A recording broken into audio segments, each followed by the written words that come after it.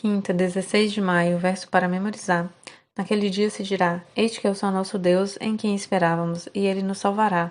Este é o Senhor a quem aguardávamos. Na sua salvação exultaremos e nos alegraremos. Isaías 25, 9. A linha do tempo profética mais longa. Pergunta 7. Leia Esdras 7, 7 ao 13. Quando foi emitido o decreto para permitir que os cativos de Israel na Pérsia fossem libertos para reconstruir o templo?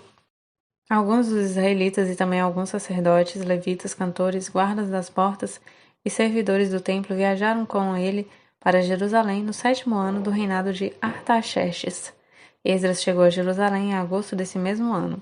Partiu da Babilônia em 8 de abril, o primeiro dia do novo ano, e chegou a Jerusalém em 4 de agosto, porque a bondosa mão do Senhor seu Deus estava sobre ele, pois Esdras tinha decidido estudar a lei do Senhor, obedecer a ela e ensinar seus decretos e estatutos ao povo de Israel. O rei Artaxerxes tinha dado uma cópia da seguinte carta a Esdras, o sacerdote e escriba que estudava os mandamentos e decretos do Senhor e os ensinava a Israel.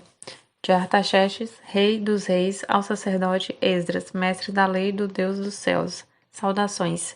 Eu decreto que qualquer israelita em meu reino, incluindo os sacerdotes e os levitas, que desejar regressar com você para Jerusalém, poderá ir.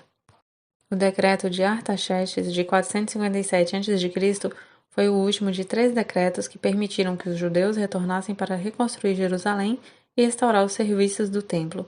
Esse terceiro decreto foi o mais completo e marca o início dos 2.300 dias/anos. Pergunta 8. Leia Daniel 9, 25 e 26. Quando começaria todo esse período profético? Que eventos importantes esses versos predizem? Agora ouça e entenda, passarão 7 semanas, mais 62 semanas desde que foi dada a ordem para reconstruir Jerusalém até a chegada do governante ungido. Apesar dos tempos difíceis, Jerusalém será reconstruída com suas ruas fortes e fortes defesas.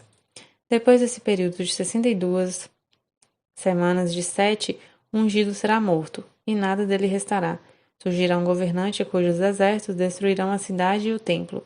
O fim chegará como uma inundação, e a guerra e seus sofrimentos estão decretados desde esse tempo até o fim.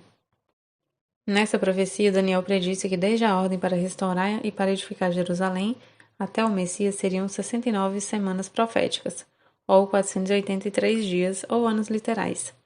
Visto que o decreto foi emitido no outono de 457 a.C., 483 anos se estendem até o outono de 27 d.C. A palavra Messias significa ungido. No outono de 27 d.C., Cristo foi batizado e recebeu a unção do Espírito. Depois do batismo, Jesus saiu pregando o Evangelho. Ele dizia: O tempo está cumprido e o reino de Deus está próximo. Arrependam-se e creem no Evangelho. Marcos 1, 14 e 15. Na primavera de 31 d.C., no meio da última semana profética, 3 anos e meio após o seu batismo, Jesus foi crucificado. O sistema de ofertas que apontava para o Cordeiro de Deus cessou com o sacrifício no Calvário. O tipo havia encontrado o antitipo, e finalmente todos os sacrifícios e ofertas do sistema cerimonial cessaram. Pergunta 9. Leia Daniel 9:27. Como terminaria a profecia das 70 semanas? O governante fará um tratado com muitos por um período de 1 semana, mas depois de metade desse tempo ele acabará com os sacrifícios e com as ofertas, e numa parte do templo ele colocará uma terrível profanação até que o destino declarado para esse profanador seja finalmente derramado sobre ele.